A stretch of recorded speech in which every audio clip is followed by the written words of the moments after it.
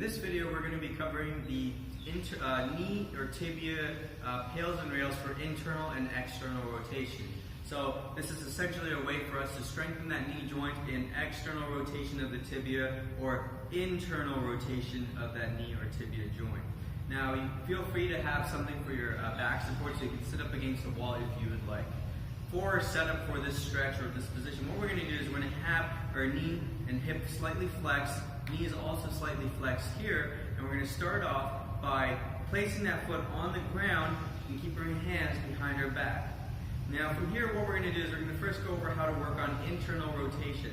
So what we're going to do is, while slightly putting some pressure in the heel and toe and ball of the foot, we're going to start by slowly sliding that foot and toe in towards the body, making sure that the heel stays in the same position that we started in. And what we're focused on is not so much this ankle motion here, but rather, while planting that foot down, we're slowly rotating from the heel up. So we're trying to rotate the entire tibia, and what you should start to feel is some pressure on the inside of the knee. Now, the range of motion won't be too great for most of us to start off with, so don't think about trying to turn as far in as you can. You're going to be very slow in trying to find your current end range of motion here. Now, once you find that end range of motion, we're going to keep that light bit of pressure, pushing the toes down, sliding that big toe in towards us, and we're going to try and maintain that stretch and feeling in that knee joint for about 1 to 2 minutes. Now, following the 1 minute, we're going to start off with our first PAILs contraction, in which what we're going to do is we're going to start off by taking a deep breath in, exhaling, and creating tension in our core, and then thinking about spreading that contraction through the rest of the body. So, if I'm at 0% when I start, I want to slowly raise up to 10, 20, 30% tension in my entire body until I reach my safest maximum effort. This should take about 5 or 10 seconds. Now, following those 5 or 10 seconds, what we're going to do is we're going to start by pushing that foot down into the floor. We're going to think about trying to slide that little toe away from us in the opposite direction in which we put our foot in, but we're going to make sure that the heel stays planted and the actual foot itself is just sort of sliding and pushing into the floor rather than completely turning away from you.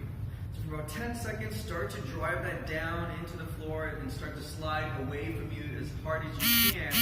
And then we're going to slowly try and see if we can pull a little bit further into internal rotation. So again, I'm really thinking about keeping that heel planted, maintaining tension, and slowly just trying to turn this entire bone in, creating some more pressure on the inside of that knee joint. After 10 seconds of that, we'll relax, bring that tension back down to 0%, but we'll hang out here for about 20 to 30 seconds, resting until we can perform another round of our PAILs and rails contraction. Now, if we want to work on external rotation, it's essentially the same thing, except now from this starting position, we're going to slowly think about sliding that little toe away from us while maintaining that heel in the same position that it started in. And again, try not to reach too quickly because we don't want that ankle joint to be the only thing moving.